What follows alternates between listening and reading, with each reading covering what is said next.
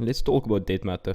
So update 0.10 got delayed for the following reason. Simply put, we believe we need some more time to polish the 0.10 update. The 0.10 update is a significant one for our studio, and we want to present it in the best light possible. Therefore, more bug squashing is required. I understand that 100%, but they also let us know that the studio is closing down today, which is Friday, for the holidays. So starting today, Friday, there's not going to be anyone working on the game.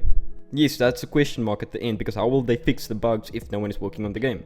Especially if they want to release the update on New Year's, but let's give them the benefit of the doubt and just assume they already fixed the bugs. Alright, the bugs are fixed, that's what we assume, but for those who doesn't know what the update is about, let me enlighten you.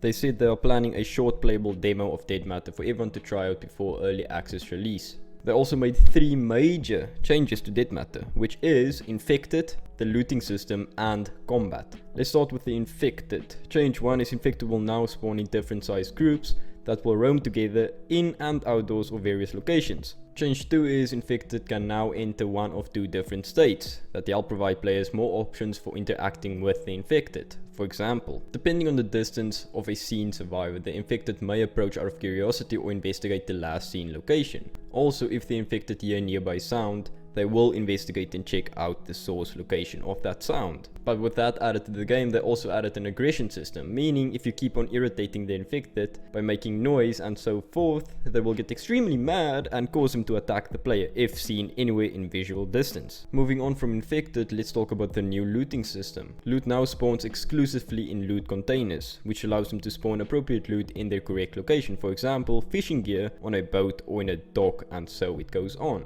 You know what's the best part about this? You can now loot the Infected you killed, as well as in multiplayer, you can now loot players you kill. They should have added that so long ago. 5 years in development and they did not add that yet. That's atrocious, like literally. And the final major update is combat. Two-handed melee weapons are now slower and cost more stamina, but they do have more range and do more damage. Also, fun fact, you can now get an arm fracture preventing you from using two-handed weapons, and they said that super proud. They said it as if it's like this new revolutionary technology they're using here. Weapons are now properly ranked by tier and have damage tied to their tier level. They made firearms more realistic by adding different roles to different styles of firearms. For example, shotguns and SMGs are now for close range and rifles for mid and long range. These are some basic ass shit they should have added years ago to the game.